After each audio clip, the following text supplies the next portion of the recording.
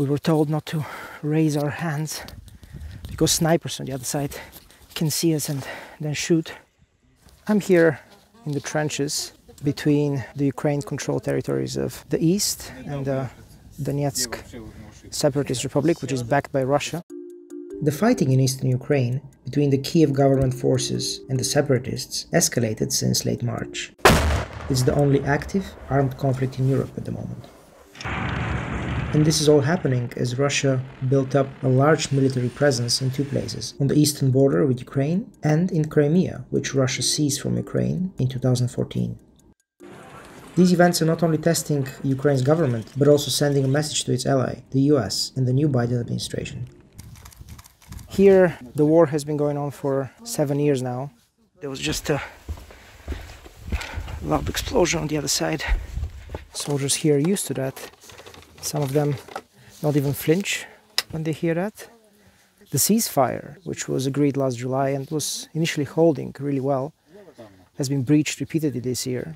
Both sides have been accusing each other of breaching that ceasefire. The increase in ceasefire violations and the Russian troop amassment, they happened at the same time. Western officials have said that Russia had stationed up to 100,000 troops along the border. And the view from Kiev is that this was pushed by Moscow, so to escalate the situation on the ground here. Russia has, on the other hand, accused Ukraine of escalating the situation.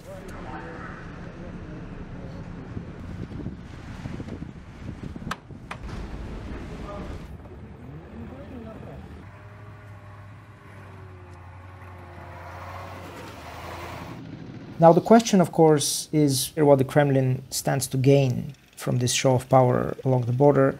Part of it is signaling that Russia has the military power and presence, and if they choose, they could escalate the military situation in Ukraine. I spoke with President Putin of Russia. And since we have a new US administration, the Kremlin has been looking at ways to test Biden's government and to signal that Russia cannot be swayed and cannot be hampered by sanctions or Western pressure. President Biden and President Putin will likely meet for a summit this summer, and until then, it's a matter of raising the stakes for Russia. But in any case, the withdrawal of forces, while it has been welcomed by Ukraine and the West as a way to de-escalate the situation, it is by no means clear how many Russian troops and equipment will stay and where. So the situation continues to be quite volatile. People here, soldiers, they said they're ready. They said they're ready for new escalation in fire, and if that happens, they say they will defend their country. For them, it's really looking over the trenches and paying attention to snipers, to mortar fire, to shelling. That's the daily concern. Some of them say that it's really for politicians to find ways to achieve peace.